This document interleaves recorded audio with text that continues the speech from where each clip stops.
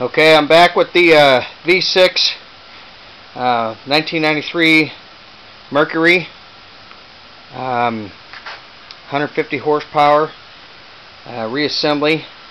I put the other half of the crankcase cover back on there, and one of the things it doesn't say in the book that's important to do is to make sure that you put the shaft that runs the oil pump back inside of there first, and put that down inside of there, and then what you got to do is that stem will be sticking out this way. You want to put this side of the shell casing back on there first so that it fits inside of there, and then what you'll have to do is you take off this pump here.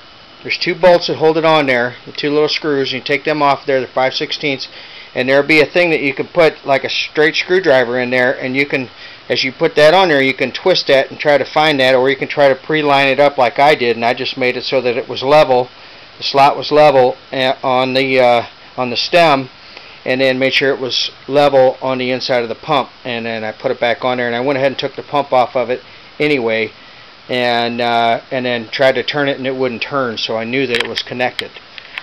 So anyhow, we've got this half put on there.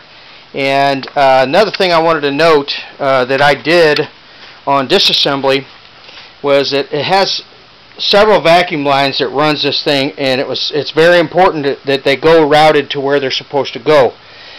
I went to the store to Harbor Freight, and they had different kinds of, they had a bunch of tape that was all different colors. So as I took the lines off, I put the different color tapes on there and went ahead, and that's just how I did it. There's another kit that you can get that has numbers on it, and you can use those, but and I did these. And then when I ran out of colors, I took and put a double color on there, as I took me a piece of the green one, and then and then put a white one over the top of it, so I had two different colors, so I can expand how many colors I had. So anyhow, I'm this far. Put the bolts in there. The bolts are down inside of here. You've got 8 of them. There's 4 on the inside middle, and then you got the bottom 2, and then the top 2, and and then that's the order that it goes. You got to remember it always crisscrosses, so it's going to be 1, and then 2, and then 3, and then 4.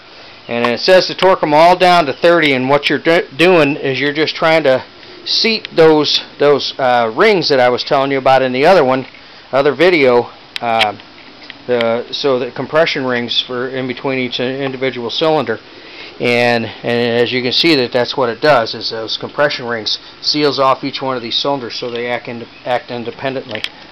And then once you get that down, you torque it 90 degrees, just like on the other ones. And it seems to be kind of the same thing on these bigger bolts.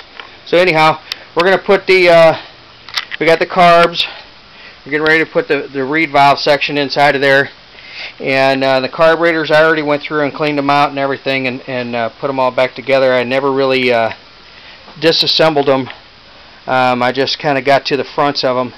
There's a lot of things that you can actually clean off on these to get to the front on these carburetors, and clean everything out.